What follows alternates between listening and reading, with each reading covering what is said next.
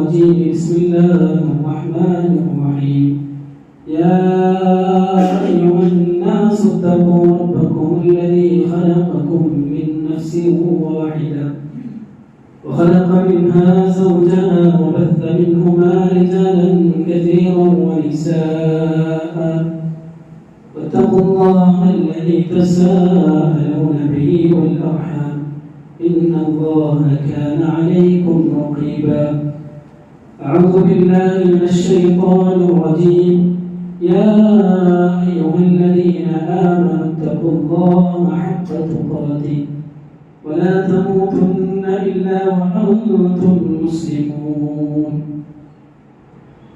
أعوذ بالله من الشيطان الرجيم بسم الله الرحمن الرحيم ويل لكل همزة لمزة الذي جمع ماله وعدده يحسب أن ماله أخلده كلا لينبذن في الحطمة وما أدراك ما الحطمة نار الله الموقدة التي تطلع على الأفئدة إنها عليهم مؤصدة في عمل ممددة صدق الله العظيم.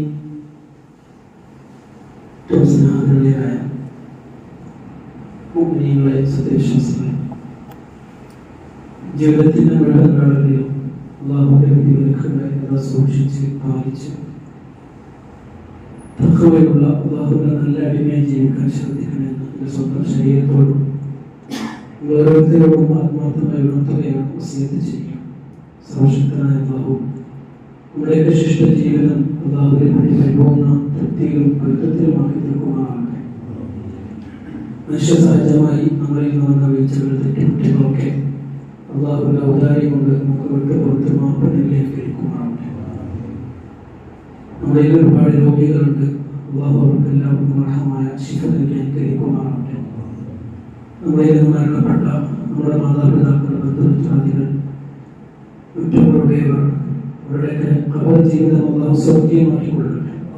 അവരെ നന്മയും അവരുടെ കമ്മിയമായ ജന്നാത്തുൽ ഫിർദൗസിൽ ഒരുമിച്ച് കൂട്ടി അനുഗ്രഹിക്കുമാറാകട്ടെ. പ്രിയമുള്ള മുഅ്മിനീങ്ങളെ, അല്ലാഹു സുബ്ഹാനഹു വ തആല ഈ കുറഞ്ഞകാല ദുനിയാവിലെ ജീവിതത്തിൽ നമുക്ക് എണ്ണമറ്റ അനുഗ്രഹങ്ങൾ നൽകിയിട്ടുണ്ട്.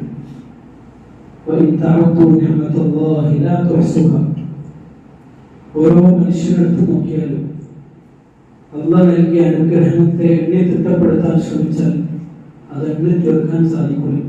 എത്രയോ വലുതാണ്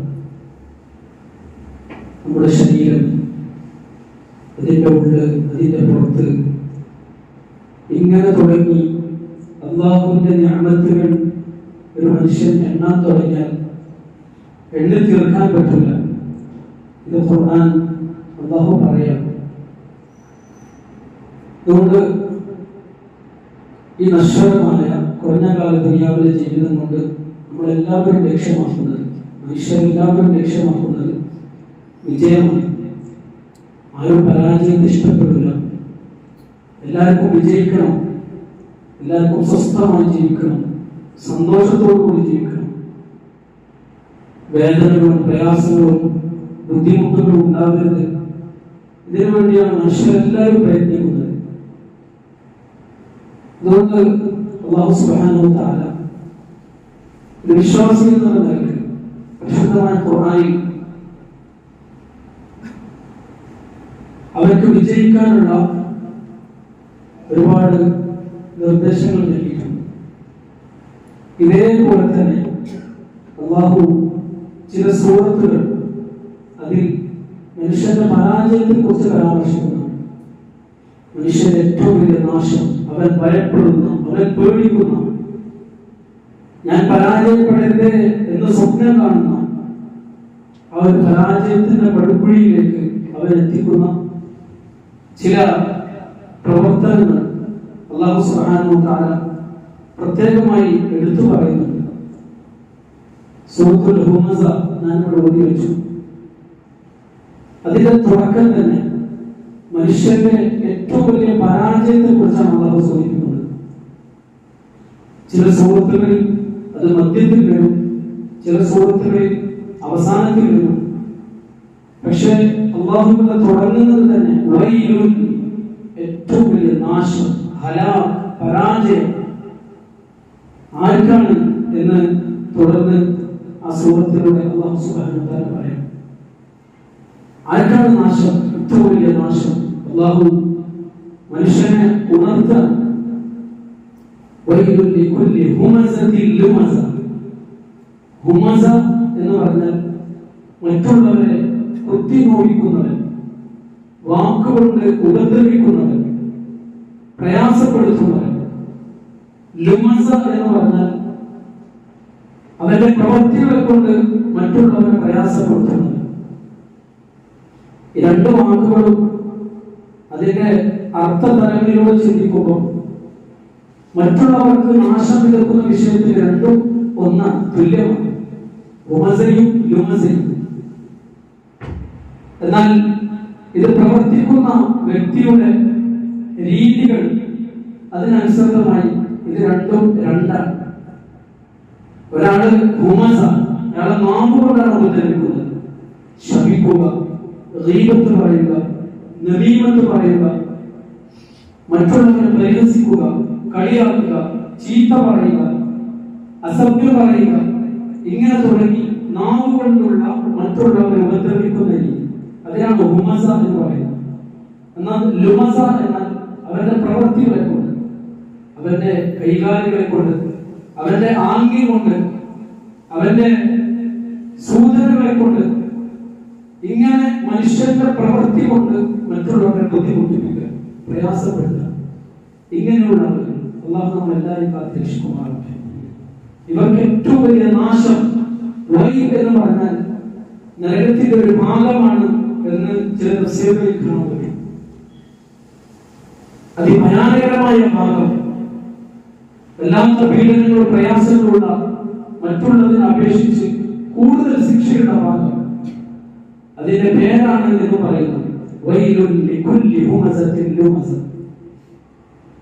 തുടർന്ന് അല്ലാഹു പറയുന്നത് മനുഷ്യനെ ഇതിലേക്ക് എത്തിക്കാനുള്ള ചില കാരണങ്ങളുണ്ട്. ഒന്നാമത്തെ കാരണം സമ്പത്താണ്.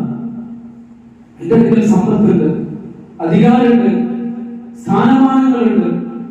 ഇങ്ങനെ മനുഷ്യനെ അസൂയാലുവാക്കുന്ന ചില ഘടകങ്ങൾ മറ്റുള്ളവരിൽ ഉണ്ടെങ്കിൽ, അല്ലെങ്കിൽ എന്നിലുണ്ടെങ്കിൽ, എപ്പോഴും അതാണ് മനുഷ്യനെ മറ്റുള്ളവരെ കുത്തി പറയാനും, കുറ്റം പറയാനും, കുത്തി നോവിക്കാനും, പ്രയാസപ്പെടുത്താനും, ഉപദ്രവിക്കാനൊക്കെ ഇടയാക്കുന്നത്.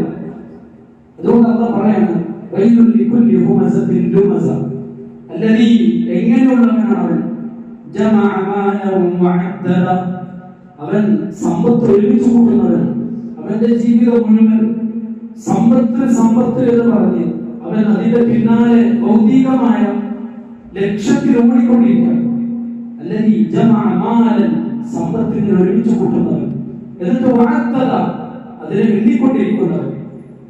ബാഹ്യമായി സമ്പത്ത് കുറെ ഒരുമിച്ച് കൂട്ടുക, എന്നിട്ട് അതിനെങ്ങനെ എണ്ണിക്കൊണ്ടിരിക്കുക കൈകൊണ്ട്.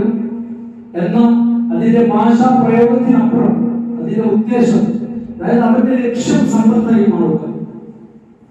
മറ്റുള്ളവർക്ക് കൊടുക്കൂല, എന്നാൽ സ്വന്തം ചെലവഴിക്കൂല.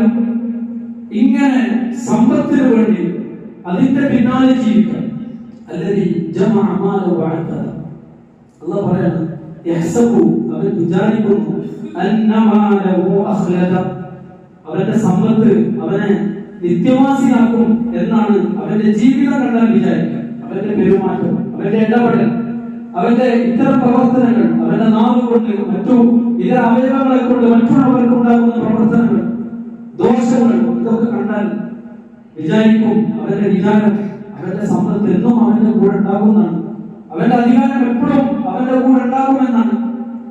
ഇങ്ങനെ അവൻ വിചാരിക്കുന്നു അവന്റെ സമ്പത്ത് എപ്പോഴും അവനെ നിത്യവാസിയാക്കണം. അതായത് സമ്പത്ത് കൂടിക്കഴിഞ്ഞാൽ, അധികാരം കൂടിക്കഴിഞ്ഞാൽ, ഈമാൻ അതോടുകൂടി നഷ്ടപ്പെട്ട് കഴിഞ്ഞാൽ, അതിൽ ബലഹീനത സംഭവിച്ചു കഴിഞ്ഞാൽ മനുഷ്യർ തോന്നും, ഞാനിപ്പോഴൊന്നും രോഗിയാകൂല, എനിക്കെപ്പോഴൊന്നും നാശം സംഭവിക്കൂല, എനിക്ക് ഇത്രയൊക്കെ ഉണ്ടായിട്ടും ഒരിക്കലും ഞാൻ ആരോടും ഇറക്കേണ്ടി വരില്ല എന്നൊക്കെ മനുഷ്യന് തോന്നും. അള്ളാഹ് പറയാൻ ഒരിക്കലുമില്ല, നിസ്സംശയം അവനെ അല്ലാഹു ധ്വംസിച്ചു കളയുന്ന നരകത്തിൽ അവനെ എടുത്തെറിയുന്നതാണ്.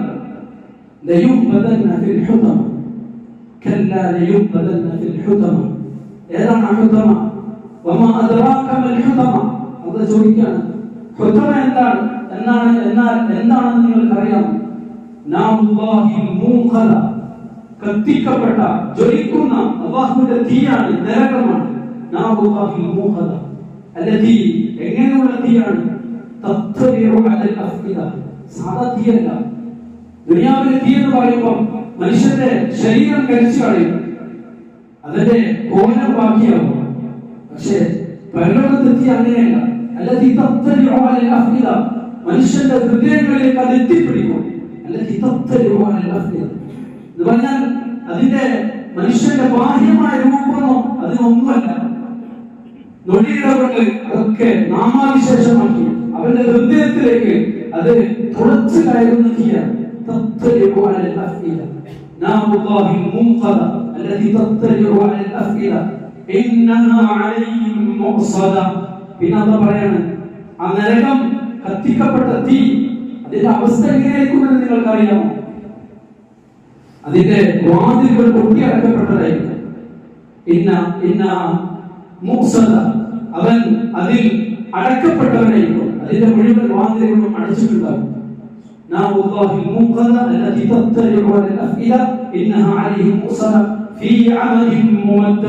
ആ നരകത്തിൽ നീണ്ട നീണ്ട തൂണുകൾ ഉണ്ടാവും. ആ തൂണിൽ അവനെ ബന്ധിപ്പിക്കപ്പെട്ടിട്ടുണ്ടാവും. തൂണിൽ ബന്ധിപ്പിക്കപ്പെട്ട നിലയിൽ മുഴുവൻ വാതിലുകളും ദ്വാരങ്ങളും കവാടങ്ങളും കൊട്ടിയടക്കപ്പെട്ട നിലയിൽ അതിന്റെ ഉള്ളിൽ നരകത്തിന്റെ തീ അത് ആളി കത്തിക്കപ്പെടാണ്. ആ മനുഷ്യന്റെ അവസ്ഥ എന്തായിരിക്കും? അള്ളാഹു നമ്മളെല്ലാവരും കാത്തുരക്ഷിക്കുമാറാകട്ടെ. അള്ളാഹു ഭയപ്പെടുത്താണ്. പ്രിയമുള്ളവരെ, ഇത് യാഥാർത്ഥ്യമാണ്. മരണത്തിന് ശേഷം സംഭവിക്കാൻ പോകുന്ന യാഥാർത്ഥ്യം. നരകം അത് സത്യമാണ്. സ്വർഗം അത് സത്യമാണ്. വിചാരണ അത് സത്യമാണ്. മരണം അത് സത്യമാണ്. ഇതിനൊക്കെ വളരെ ലാഘവത്തോടു കൂടി നിഷേധിക്കുന്നവർ അല്ലാഹു അവരോട് പറയുന്നത് ഇതൊക്കെ സത്യമാണ്. അതുകൊണ്ട് മനുഷ്യന്റെ കാലാകാലത്തെ അവന്റെ പരാജയം എന്ന് പറയുന്നത് അവന്റെ മരണത്തോടു കൂടിയാണ്. അവന്റെ ജീവിതത്തിൽ ഇത്തരം ദുഷിച്ച പ്രവൃത്തികളുണ്ടെങ്കിൽ, ഇവിടെ പ്രിയമുള്ളവരെ, അല്ലാഹു സുബ്ഹാനഹു വ തആല നമ്മുടെ ജീവിതത്തിൽ നമുക്ക് നൽകിയ ഏറ്റവും വലിയ നിഅമത്താണ് നമ്മുടെ നാവ് എന്ന് പറയുന്നത്. എല്ലില്ലാത്ത ബലഹീനമായ ഒരു അവയവം, പക്ഷേ അതിന്റെ സ്വാധീനം വലുതാണ്. മനുഷ്യന്റെ ജീവിതത്തിൽ അതിന്റെ സ്വാധീനം എത്രയോ വലുതാണ്. അത് മനുഷ്യനെ നന്മയിൽ അവനെ നയിച്ച് സ്വർഗത്തിലേക്ക് കൊണ്ടുപോകാൻ കഴിവുള്ള ഒരു അവയവമാണ് നാവ് എന്ന് പറയുന്നത്. ഇതേപോലെ തന്നെ അതിനെ ശരിക്കും ശ്രദ്ധിച്ചിട്ടില്ലെങ്കിൽ അതവനെ തെളിച്ച് നരകത്തിലേക്ക് കൊണ്ടുപോകാനും സാധ്യതയുള്ള ഏറ്റവും വലിയ അവയവമാണ് നാവ് എന്ന് പറയുന്നത്. നമ്മൾ എപ്പോഴും ഭയപ്പെടണം. ഹദീസിൽ സല്ലല്ലാഹു അലൈഹി വസല്ലം പറയാണ്, ഇദാ അസ്ബഹ ഇബ്നു ആദം, മനുഷ്യൻ പ്രഭാതത്തിലായി കഴിഞ്ഞാൽ ഫഇന്നൽ അഅ്ദാഅ കുല്ലുഹാ തുകഫിറു ലിസാൻ, മനുഷ്യന്റെ മുഴുവൻ അവയവങ്ങളും നാവിനോട് കേണപേക്ഷിക്കും. എന്നിട്ട് നാവ് പറയും ഇത്തഖില്ല, എല്ലാ അവയവങ്ങളും നാവിനോട് പറയും ഇത്തഖില്ലാഹ ഫീന, ഞങ്ങളുടെ വിഷയത്തിൽ നീ അല്ലാഹുവിനെ സൂക്ഷിക്കണം. ഫഇന്നമാ നഹ്നു ബിക, ഞങ്ങൾ നിന്റെ കീഴിലാണ്. നീ നേരെയായാൽ ഞങ്ങളും നേരെയാകും. നീ എങ്ങാനും വളഞ്ഞാൽ, വളഞ്ഞ വഴി സ്വീകരിച്ചാൽ ഞങ്ങളും വളയും എന്ന് റസൂലുള്ളാഹി സ്വല്ലല്ലാഹു അലൈഹി വസല്ലം പറഞ്ഞു. ഇമാം തിർമിദി, ഇമാം അഹ്മദ് ഒക്കെ ഉദ്ധരിച്ച ഹദീസാണ്. അതുകൊണ്ട് നാവിന്റെ സ്വാധീനം വലുതാണ്. അവയവം ചെറുതാണ്, ബലമില്ലാത്ത അവയവമാണ്. പക്ഷേ മറ്റുള്ളതൊക്കെ, എല്ലാ അവയവങ്ങളും നാവിന്റെ കീഴിലാണ് ജീവിക്കുന്നത്. ഒരു നാവ്, ഒരു വാക്ക്, അത് മതി എല്ലാവിധ അക്രമങ്ങൾക്കും അനീതികൾക്കും അരാജകത്വങ്ങൾക്കും നാശത്തിനൊക്കെ കാരണമാകാൻ ഒരു ചെറിയ വാക്ക് മതി. അതുകൊണ്ട് പ്രിയമുള്ള ബഹുമാനികളെ, നമ്മൾ ശരിക്കും മനസ്സിലാക്കണം, നമുക്ക് അല്ലാഹു സുബ്ഹാനഹു വ തആല നൽകിയ നിഅമത്തിന്റെ വില നമ്മുടെ ഹൃദയത്തിൽ ഉദിക്കുന്ന ആശയങ്ങൾ അത് മറ്റൊരാളോട് പങ്കുവെക്കാനുള്ള മനുഷ്യന് മാത്രം നൽകപ്പെട്ട ഏറ്റവും മഹത്തായ ഒരു അവയവമാണ് നാം എന്ന് പറയുന്നത്. അതിൽ അള്ളാന്റെ വലിയ കുതിരത്തുണ്ട്. നമ്മളിങ്ങനെ സംസാരിച്ചുകൊണ്ടേയിരിക്കുകയാണ്, വാക്കുവരാതെ സംസാരിച്ചുകൊണ്ടിരിക്കുകയാണ്. അള്ളാഹ് പറയാണ്, നിങ്ങളുടെ സ്വന്തം ശരീരത്തിൽ നിങ്ങളുടെ റബ്ബിനെ മനസ്സിലാക്കാനുള്ള ഒരുപാട് ദൃഷ്ടാന്തങ്ങൾ നിങ്ങൾക്കുണ്ട്. അതിൽപ്പെട്ട ഒരു വലിയ ദൃഷ്ടാന്താണ് നാം എന്ന് പറയുന്നത്. അള്ളാഹ് നമുക്ക് മനസ്സിലാക്കി തരുമാറാണ്. ആ നാവിനെ നമ്മൾ ശരിയായി വിനിയോഗിച്ചു കഴിഞ്ഞാൽ അവനെ സ്വർഗ്ഗത്തിലേക്ക് കൊണ്ടെത്തുന്നു. സല്ലല്ലാഹു അലൈഹി വസല്ലം പറഞ്ഞു, ഇന്ന അഹദകും യതകല്ലമു ബിൽ കലിമ, നിങ്ങളിൽ ഒരാൾ ഒരു സംസാരം സംസാരിക്കും, മിൻ റിദ്വാനില്ലാഹി, അല്ലാഹുവിന്റെ തൃപ്തികരമായ സംസാരം, മയദുന്നു അൻ തബ്ലുഗ മാ ബലഗത്, അത് ഇത്രയൊക്കെ സ്വാധീനം ഉണ്ടാക്കും എന്ന് അവൻ പോലും വിചാരിച്ചിട്ടുണ്ടാവില്ല. ഞാൻ പറഞ്ഞ കാര്യം ഇത്രയൊക്കെ സ്വാധീനം ഉണ്ടാക്കുമെന്ന് ഞാൻ തന്നെ വിചാരിച്ചിട്ടുണ്ടായിരുന്നില്ല എന്ന് പലപ്പോഴും നമ്മൾ പറയാറുണ്ട്. അല്ലാഹ് പറയാണ്, ആ ഒരു വചനം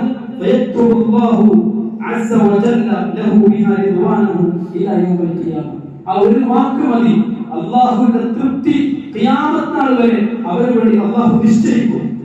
എന്നാൽ ഈ നാവിനെ നമ്മൾ ശരിക്കും സൂക്ഷിച്ചിട്ടില്ലെങ്കിൽ, ശ്രദ്ധിച്ചിട്ടില്ലെങ്കിൽ, നിയന്ത്രിച്ചിട്ടില്ലെങ്കിൽ, അതിന്റെ അപകടത്തെ നമ്മൾ തിരിച്ചറിഞ്ഞിട്ടില്ലെങ്കിൽ, ആ ഹദീസിന്റെ വാക്യം എന്തെന്ന് പറഞ്ഞു, വഇന്ന അഹദകും ലയതകല്ലമു ബിൽ കലിമ, നിങ്ങളിൽ ഒരാൾ ഒരു വാക്ക് പറയും, സംസാരിക്കും, മിസ്സഖത്തില്ല, അല്ലാഹുവിന് കോപമുണ്ടാക്കുന്ന സംസാരം, മയദുന്നു അൻ തബ്ലുഗ മാ ബലഗത്, ഇത്രയൊക്കെ അത് പ്രതിഫലനം ഉണ്ടാക്കും, അല്ലെങ്കിൽ സ്വാധീനം സൃഷ്ടിക്കും, പ്രശ്നങ്ങൾ ഉണ്ടാക്കും എന്ന് അവനെപ്പോലും വിചാരിച്ചിട്ടുണ്ടാവില്ല.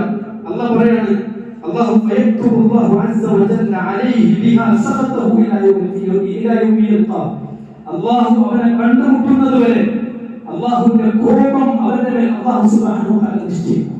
ചില വാക്കുകൾ, നമ്മുടെ നാവിൽ നിന്നുണ്ടാകുന്ന ചില വാക്കുകൾ ഇസ്ലാമിനെ തരംതാഴ്ത്തിക്കൊണ്ട്, ഇസ്ലാമിന്റെ നിയമങ്ങളെ തരംതാഴ്ത്തിക്കൊണ്ട്, അല്ലെങ്കിൽ പുച്ഛിച്ചുകൊണ്ട് മറ്റുള്ളവരിൽ നിന്നും സ്വാധീനം നേടിയെടുക്കാൻ വേണ്ടി ഇങ്ങനെയൊക്കെ പറയുന്ന ചില വാക്കുകൾ എത്രയോ ഗൗരവമാണ്.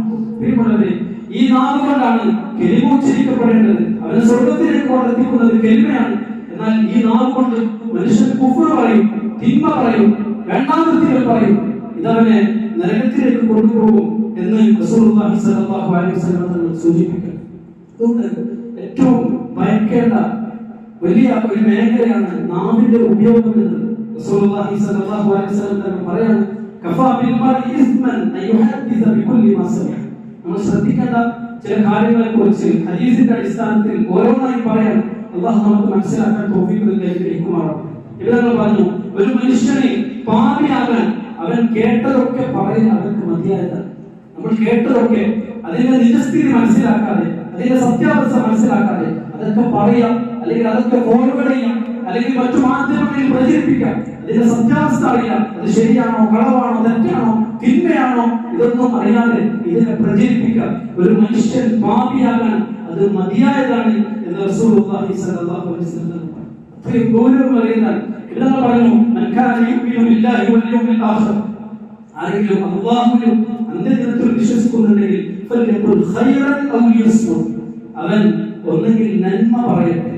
അവൻ വാ തുറന്നാൽ സംസാരിക്കുകയാണെങ്കിൽ അവൻ ഒന്ന് ചിന്തിക്കണം. ഒരു മുഅ്മിനെ സംബന്ധിച്ചിടത്തോളം അവന്റെ ചിന്ത എപ്പോഴും മുമ്പിലായിരിക്കും, എന്നിട്ടാണ് അവൻ പ്രവർത്തിക്കുക. അവന്റെ പ്രവൃത്തി ബാക്കിലായിരിക്കും, അവന്റെ ചിന്ത മുമ്പിലായിരിക്കും.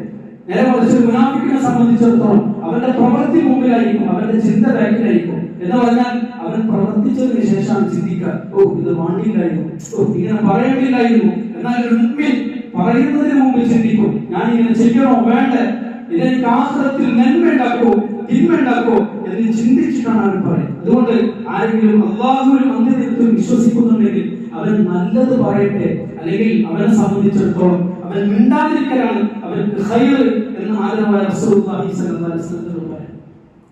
അബ്ദുൽ അസീസ് റഹ്മത്തുള്ളാഹി അലൈഹി അദ്ദേഹം പറയുന്നത്, നമ്മുടെ സംസാരങ്ങൾ നമ്മുടെ അമലായി, നമ്മുടെ പ്രവൃത്തിയായിട്ട് നമ്മൾ കണക്കാക്കണം. അദ്ദേഹം പറയാണ്, മൻ അദ്ദ, ആരെങ്കിലും കണക്കാക്കിയാൽ കലാമു, അവന്റെ സംസാരത്തെ, മിൻ അമലി, അവന്റെ ഒരു പ്രവൃത്തിയായി കണക്കാക്കിയാൽ ഖല്ല കലാമു, അവന്റെ സംസാരം കുറക്കാനും നിയന്ത്രിക്കാനും അവർക്ക് സാധിക്കും. ഇല്ലാ ഫീമാ യഅനി, അവർക്ക് ഉപകാരമുള്ള കാര്യങ്ങൾ മാത്രമേ പറയുള്ളൂ. എന്ന് പറഞ്ഞാൽ നാവ് കൊണ്ടുള്ള സംസാരം ഒരു പ്രവൃത്തിയാണ്. നമ്മൾ നമസ്കരിക്കുന്നു, നമ്മൾ മറ്റു ചില പ്രവർത്തനങ്ങൾ ചെയ്യുന്നു, നന്മകൾ ചെയ്യുന്നു, ഇതേപോലെ ചെയ്യുന്ന ഒരു പ്രവൃത്തിയാണ് നാവ് കൊണ്ട്.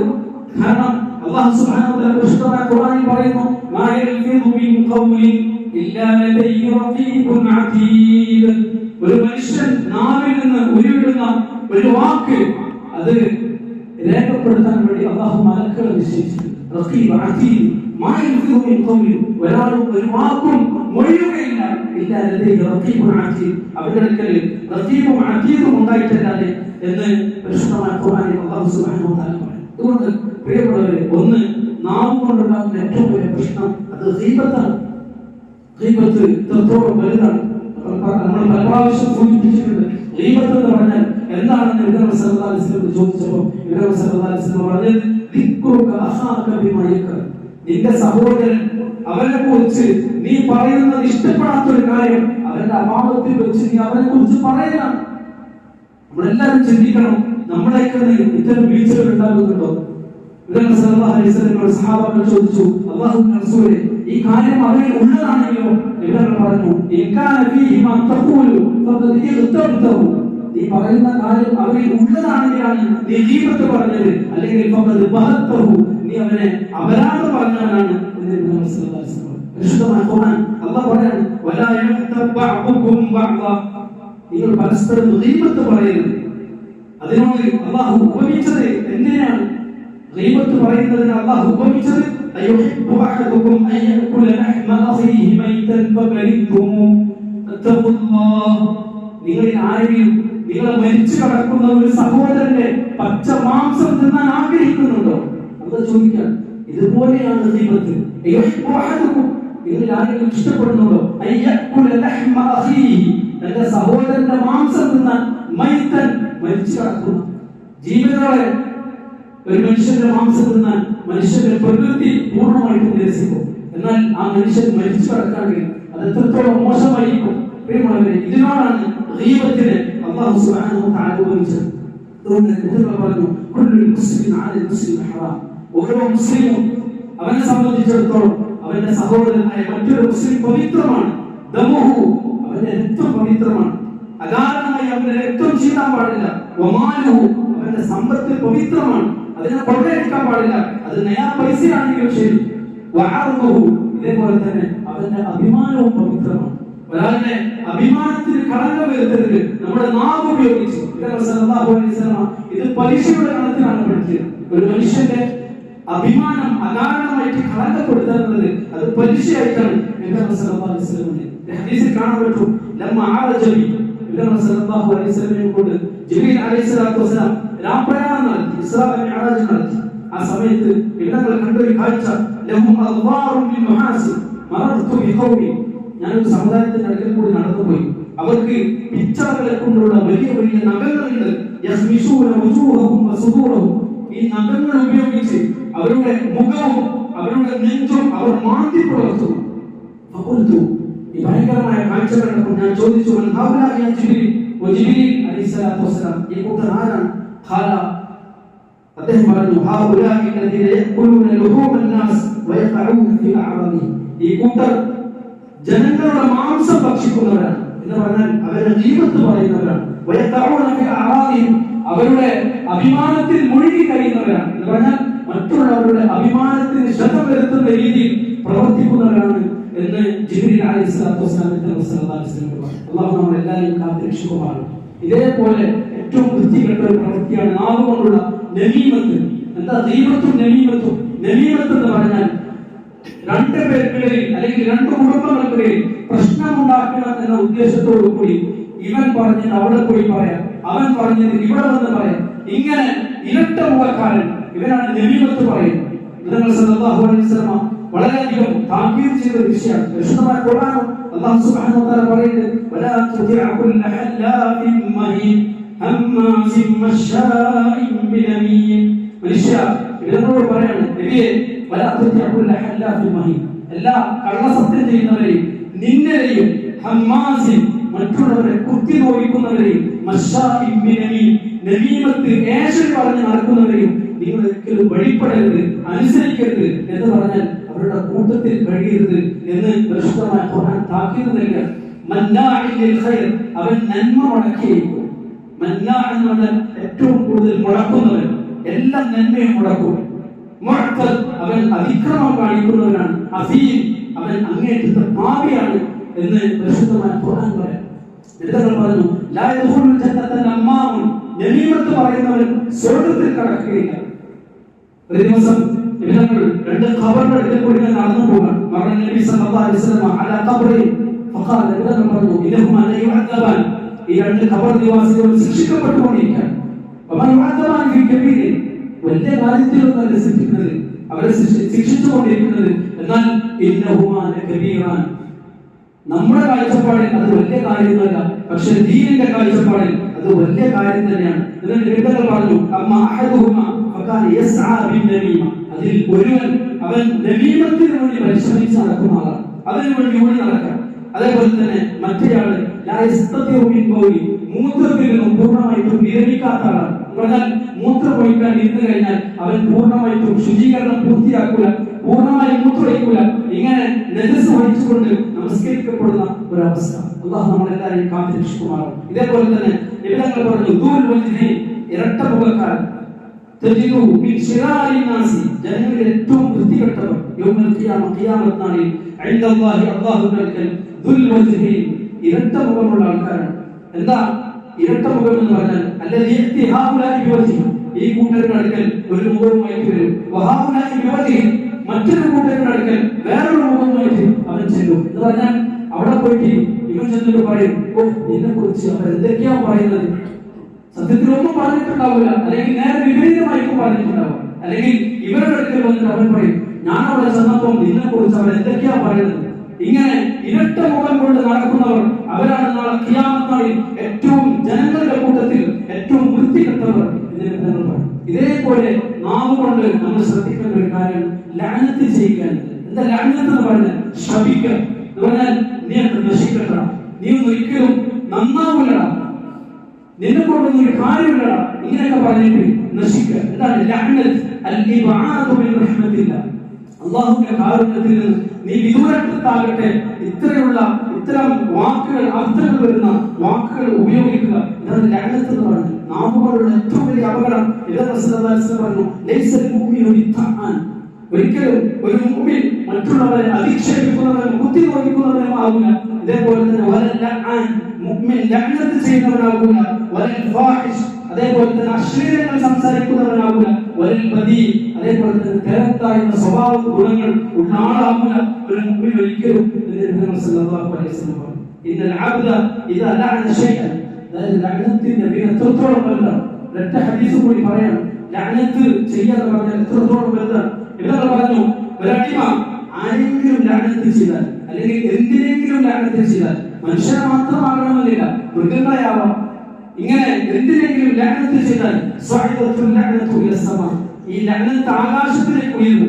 ഫതുഖലഖു അബ്വാബു സമാഇ ദൂനഹ, ഈ ലഅനത്തിന്റെ വിപത്ത്, അതിന്റെ കെടുതി കാണുമ്പോൾ ആകാശത്തിന്റെ കവാടങ്ങൾ കൊട്ടിയടക്കപ്പെടും. അതോടുകൂടി പിന്നെ ആ ലഅനത്ത് അത് ഭൂമിയിലേക്ക് താഴ്ന്നിറങ്ങും. ഫതുഖലഖു അബ്വാബുഹ ദൂനഹ, ഈ ഭൂമി അതിന്റെ ശാപം കാരണം അതിന്റെ വാതിലുകൾ കൊട്ടിയടക്കും. എന്ന് പറഞ്ഞാൽ ഭൂമിയും അതിനെ സ്വീകരിക്കൂല. പിന്നെ ഈ ലഅനത്ത് ഇടത്തോട്ടും വലത്തോട്ടും നടന്നുകൊണ്ടിരിക്കും. അതിന് കയറി പറ്റാൻ ഒരിടവും കാണാതെ വരുമ്പോൾ, എന്ന് പറഞ്ഞാൽ ലഅനത്ത് നമ്മുടെ നാവിൽ നിന്ന് വിട്ടു കഴിഞ്ഞാൽ അതെവിടെയെങ്കിലും ഒക്കെ പതിക്കണം. അതുകൊണ്ട് ഇവർ പറഞ്ഞു അതിനൊരു ഇടവും കയറി പറ്റാൻ കാണാതെ വന്നു കഴിഞ്ഞാൽ ആരെയാണോ ശപിക്കപ്പെട്ടത് അവരിലേക്ക് അത് ചെന്ന് ചെയ്യും. ആ ശാപത്തിന് അവൻ അർഹനാണെങ്കിൽ, ഇനി ഈ പറയപ്പെട്ട ആൾ ശാപത്തിന് അർഹനല്ലെങ്കിൽ അത് പറഞ്ഞ ആളിലേക്ക് തന്നെ അത് തിരിച്ചു വരും എന്ന് ബഹുമാനികൾ. അതുകൊണ്ട് നാവ് അത് നമ്മുടെ ഏറ്റവും വലിയ നന്മയിലേക്കും വിജയത്തിലേക്കും കൊണ്ടെത്തിക്കും. പരലോകത്ത് മാത്രമല്ല, ദുനിയാവിലും സമാധാനം, സന്തോഷം, സ്വസ്ഥത ഇതൊക്കെ കിട്ടണമെങ്കിൽ നാവ് നമ്മൾ നിയന്ത്രിക്കണം. ഇത് ഈമാനിന്റെ വലിയൊരു ഭാഗമാണ്.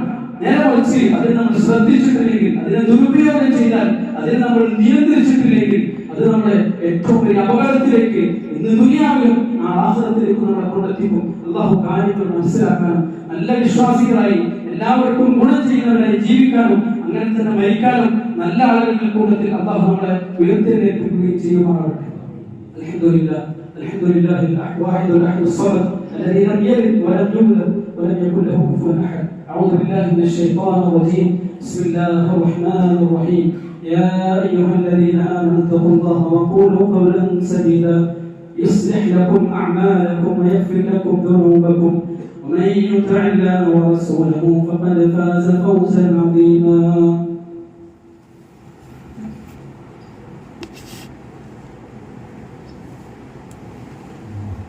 إن الحمد لله نحمده ونستعينه ونستغفره ونستهديه ونؤمن به ونتوكل عليه ونعوذ بالله من شرور الأنفس ونزغات الشيطان وسيئات الأعمال. من يهده الله فلا مضل له ومن يضلله فلا هادي له. وأشهد أن لا إله إلا الله وحده لا شريك له وأشهد أن محمدا عبده ورسوله. أيها الناس أوصيكم وإياي ثانيا بتقوى الله فافعلوا ما امركم الله وانتهوا عما نهاكم الله. وقد قال الله عز وجل وما اتاكم الرسول فخذوه وما نهاكم عنه فانتهوا. واتقوا الله ايها الناس ان الله امركم ان تصلوا على النبي صلى الله عليه وسلم وقال مخبرا وامرا تكريما وتعظيما لشأن النبي صلى الله عليه وسلم. فقال عز من قائل في محكم التنزيل اعوذ بالله من الشيطان الرجيم. بسم الله الرحمن الرحيم. إن الله وملائكته يصلون على النبي يا أيها الذين آمنوا صلوا عليه وسلموا تسليما. اللهم صل على محمد وعلى آل محمد كما صليت على إبراهيم وعلى آل إبراهيم وبارك على محمد وعلى آل محمد كما باركت على إبراهيم وعلى آل إبراهيم إنك حميد مجيد. ورضى اللهم عن الخلفاء الراشدين المهديين أبو بكر وعمر وعثمان وعلي رضي الله عنهم وعن أزواجه الطاهرات أمهات المؤمنين وعن بقية الصحابة والقرابة كلهم أجمعين. أولئك حزب الله ألا إن حزب الله هم المفلحون. اللهم اغفر للمؤمنين والمؤمنات والمسلمين والمسلمات الأحياء منهم والأموات. اللهم أعز الإسلام والمسلمين. اللهم أذل الشرك والمشركين. اللهم دمر أعداءنا وأعداءك وأعداء الدين. اللهم أهلك الكفرة واليهود والنصارى والظالمين يا حي يا قيوم. اللهم انصر إخواننا المسلمين في أنحاء العالم. اللهم أصلح لنا ديننا الذي هو عصمة أمرنا وأصلح لنا دنيانا التي فيها معاشنا وأصلح لنا آخرتنا التي إليها معادنا. اللهم اجعل الحياة زيادة لنا في كل خير.